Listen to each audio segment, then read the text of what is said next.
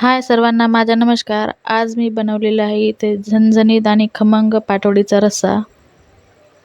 अगदी गावाकडच्या चवीचा आणि भाकरीसोबत तर एकदम परफेक्ट लागतं असं पाटवडीचा रस्सा बनवलेला आहे.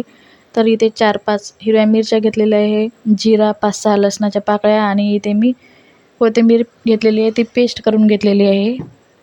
1 वाटी बेसन घेतलेलं आहे, ही पेस्ट केलेली टाकलेली आहे आणि मीठ टाकलेलं आहे आणि हे थोडं-थोडं आपण पाणी टाकून छान प्रकारे मळून घेऊया.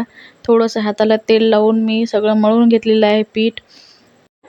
थोडंसं हाताला तेल लावून मी हे चांगल्या प्रकारे मळून घेतलेलं आहे आणि इथे आपण याला लाटून घेऊया. थोडंसं मी पोळपाटला तेल लावलेलं आहे, कारण की मी याला हलक्या हाताने पातळसर लाटून घेते. थोडीशी पातळ लाटलेलीच बरं.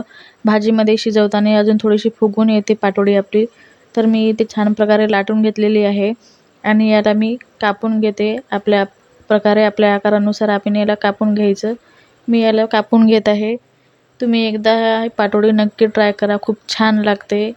एकदम झणझणीत होते ही पाटवडी. मी अशा प्रकारे हे सगळ्या पाटवडी कापून घेतलेली आहे आणि आपण पाटवडीचा रस्सा बनवूया. तर मी कांदा, आलं, जिरा, सुकं खोबरं आणि थोडीशी कोथिंबीर मस्त तेलामध्ये फ्राय करून घेतली होती पहिलेच. त्याची पेस्ट केलेली आहे. कढईमध्ये 2-3 चम्मच तेल टाकलेले आहे. गरम करून ही पेस्ट आपण केलेली तेलामध्ये लालसर होईपर्यंत, तेल सुटेपर्यंत भाजून घेतलेली आहे.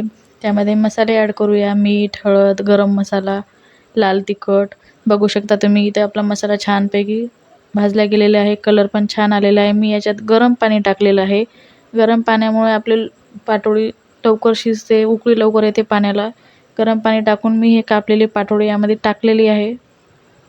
सगळ्या पाटवडी टाकून चांगल्या प्रकारे याला आपण शिजू देऊया. हलक्या हाताने मी इथं फिरवून घेत आहे आणि याला मी आपलं पाटवडी शिजेपर्यंत शिजू देत आहे.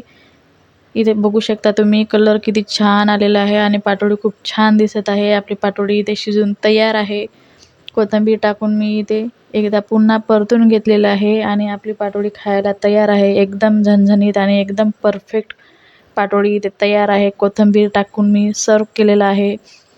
तर एकदा नक्की ट्राय करा तुम्ही आणि व्हिडिओ आवडला असेल तर नक्की शेअर करा.